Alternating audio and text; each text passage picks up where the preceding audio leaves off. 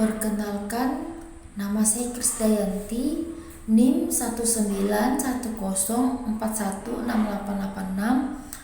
jurusan Manajemen, mata kuliah Manajemen Pemasaran Internasional atau MPI. Hari tanggal Jumat 23 Juli 2021. Kelas A2 pagi. Dosen Pak D. Mursalim SEMM. Di sini saya akan menjawab soal ujian akhir semester yang telah diberikan oleh dosen saya. Bagian A, 1. Apakah Anda selalu hadir dalam kuliah Manajemen Pemasaran Internasional? Mengapa? Jawabannya, iya, saya selalu hadir karena mata kuliah tersebut wajib untuk diikuti. Nomor 2. Berapa kali Anda hadir dalam kuliah Manajemen Pemasaran Internasional secara daring? Ada 14 kali pertemuan Manajemen Pemasaran Internasional.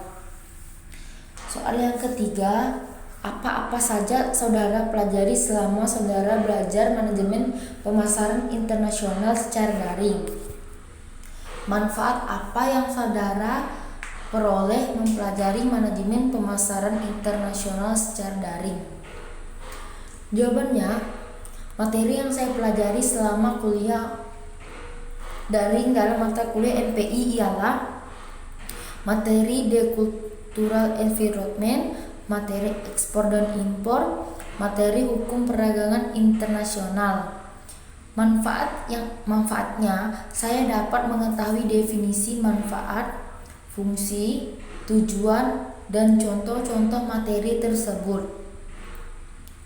Apa tugas terstruktur yang diberikan oleh dosen saudara selama kuliah daring? Jelaskan tugas terstruktur Anda. Jawabannya, membuat ringkasan dari video yang telah diberikan, kemudian membuat video record dan diupload di YouTube channel pribadi. Kemudian mengirim link tugas tersebut di grup WhatsApp, Facebook, dan Google Classroom. Soal yang kelima, bagaimana kuliah daring MPI memberi kesan kepada Anda? Platform media apa yang digunakan oleh dosen dalam memberi kuliah Manajemen Pemasaran Internasional? Jawabannya, kesan-kesan saya selama kuliah daring yaitu ada kelebihan dan kekurangan. Kelebihannya yaitu lebih hemat biaya kuliah dan lebih praktis. Kekurangannya yaitu jika jaringan yang kurang mendukung untuk melakukan perkuliahan, maka akan lebih susah mengakses materi yang diberikan oleh dosen. Soal yang bagian B, nomor 1. Mengapa perusahaan penting memahami lingkungan budaya pada pemasaran internasional? Jawabannya, karena budaya dijadikan sebagai jati diri dalam berinteraksi dengan masyarakat internasional. Soal yang kedua, sebutkan dan jelaskan faktor apa saja yang mendorong perusahaan domestik memasuki pasar internasional. Jawabannya, 1. Pemanfaatan pengetahuan dan teknologi. Jika suatu negara mengandalkan dan memanfaatkan ilmu pengetahuan dan teknologi yang baik, tentu akan memperbanyak jumlah produksi barang atau jasa dengan mutu dan kualitas jauh lebih baik dibandingkan negara lainnya. Negara yang memanfaatkan pengetahuan dan teknologi pastinya akan memiliki sistem dan mesin produksi berteknologi canggih dalam memproduksi barang atau jasa dalam jumlah besar dengan waktu yang singkat. Tentu hal ini akan menghemat biaya produksi dan juga efisiensi waktu. 2. Ketersediaan sumber daya alam yang berbeda. Faktor pendorong terjadinya perdagangan internasional selanjutnya adalah adanya perbedaan kekayaan sumber daya alam. Setiap negara pastinya memiliki perbedaan kondisi geografis yang menyebabkan terjadinya perbedaan kekayaan sumber daya alam. Karena itu, setiap negara memiliki variasi dalam memproduksi barang atau jasanya tergantung dengan sumber daya alam yang dimiliki negara masing-masing. Nomor 3. Belanja berdasarkan tren dan gaya hidup. Tren dan gaya hidup juga bisa menjadi salah satu faktor yang mendorong terjadinya perdagangan sosial. Misalnya, ada orang menyukai produk fashion yang bermerek ternama luar negeri daripada produk dalam negeri. Jika begitu,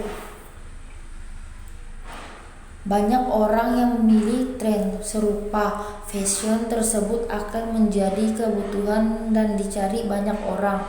Karena itu, negara tersebut perlu mengimpor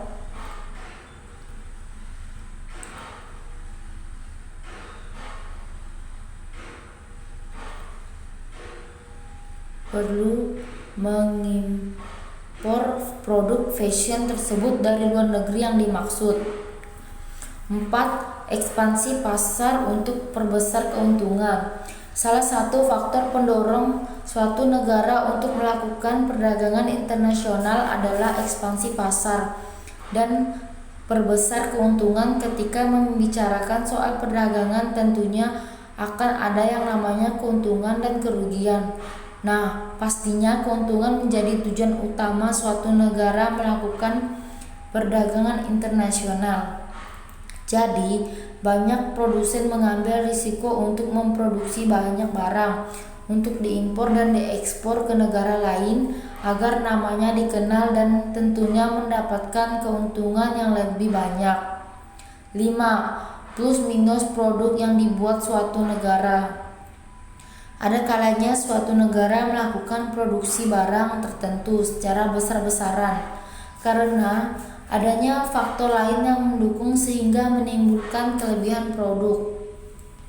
Untuk menghindari kerugian dan kelebihan produk tersebut, para produsen di negara tersebut memilih untuk mengekspor barangnya ke sektor yang lebih luas, yaitu negara lain. 3. Apa saja yang menjadi hambatan dalam pemasaran internasional yang dilakukan dengan melalui ekspor ke negara tujuan? Jawabannya yaitu 1.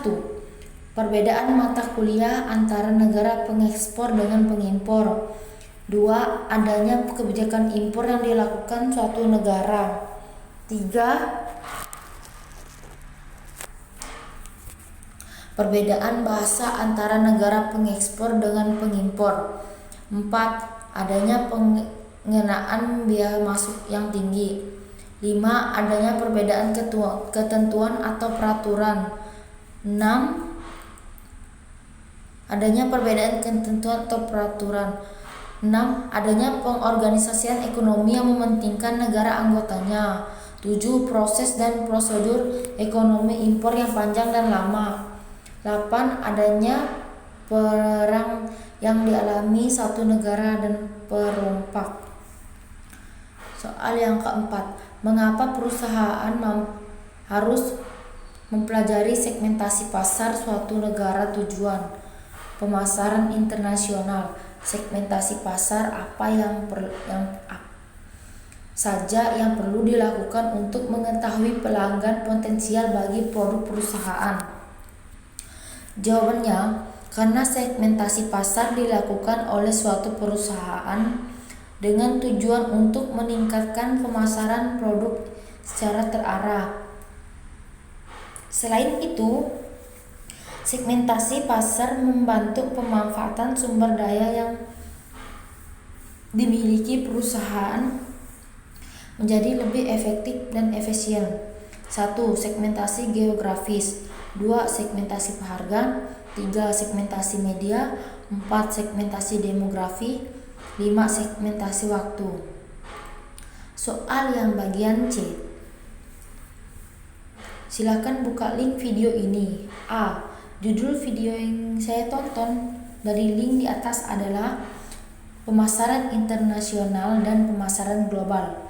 Makna video tersebut yaitu istilah internasional dan global mengandung pengertian yang sama dan sering dipertukarkan satu dengan yang lainnya, dan istilah tersebut sering dianggap sama artinya. Teori dari video tersebut adalah video ini membahas pengertian pemasaran internasional dan pemasaran global, definisi pemasaran internasional dan pemasaran global, dan mengapa pasar harus go internasional, jenis-jenis pemasaran internasional, serta tipologi perusahaan internasional, multinasional, dan global. Manfaat video yang telah saya tonton adalah saya dapat memahami dan mengetahui materi metode transportasi secara terperinci. B. Link video yang kedua. Jawabannya, judul video lingkungan, budaya, dan perilaku konsumen dalam pemasaran global dan bisnis internasional.